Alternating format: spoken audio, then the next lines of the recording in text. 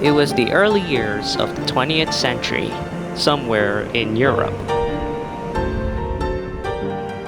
Business was booming in all shipping industries, especially when operating the highly lucrative transatlantic services.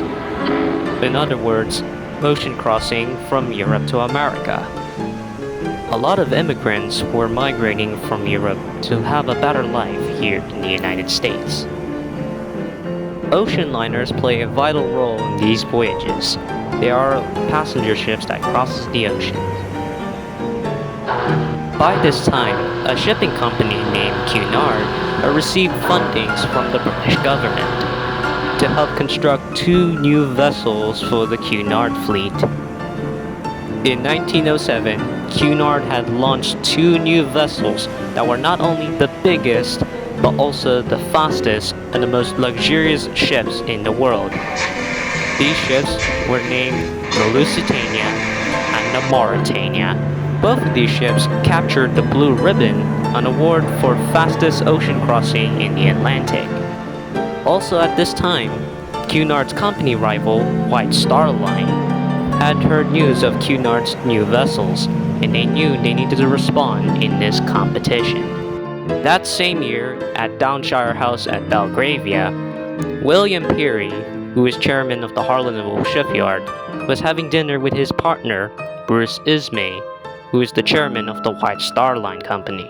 Both were discussing on how they should respond to the competition posed by Cunard, until an idea was conceived. And that idea is to build 3 large vessels that were meant to be the largest and, most importantly, the most luxurious ships afloat. At Belfast Island, the Harland and Wolff Shipyard was being rebuilt 2 large slipways in gantries to accommodate these large vessels. The first ship of the new class, named the Olympic, had her keel laid on yard 400 on December 16, 1908. Just 3 months later, the second ship of the Olympic class had her keel laid on yard 401 on March 31st, 1909. After 2 years, the hull of the second ship of the Olympic class was complete and have her launch on May 31st, 1911.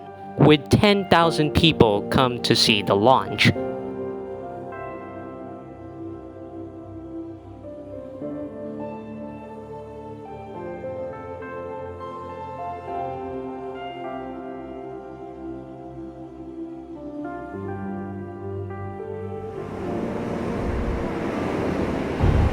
This ship you see is known as the Titanic.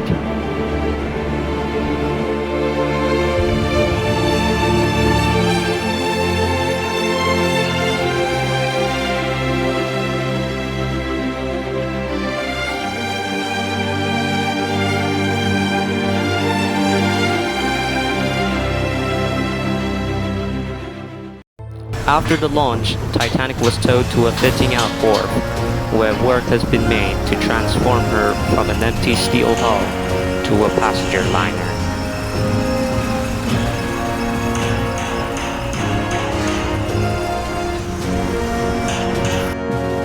After several months, the Titanic was complete.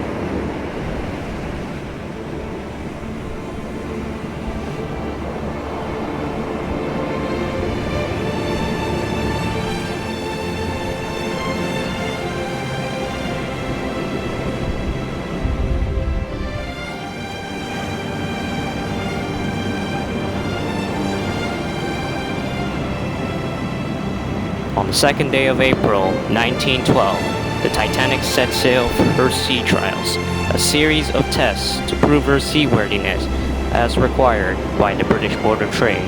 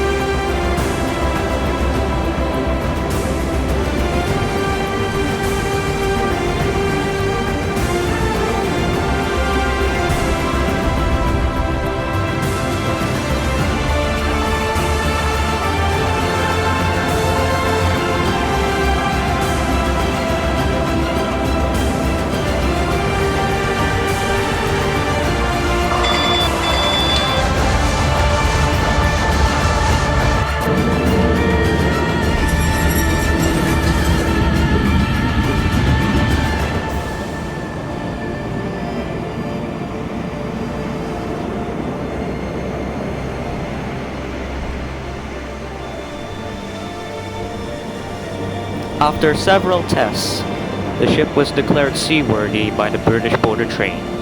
In other terms, Titanic was ready.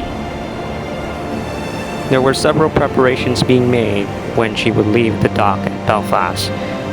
A few important key figures went on board, such as Captain Edward J. Smith, the ship's naval engineer Thomas Andrews, and members of the Guarantee Group who were handpicked by Thomas Andrews himself.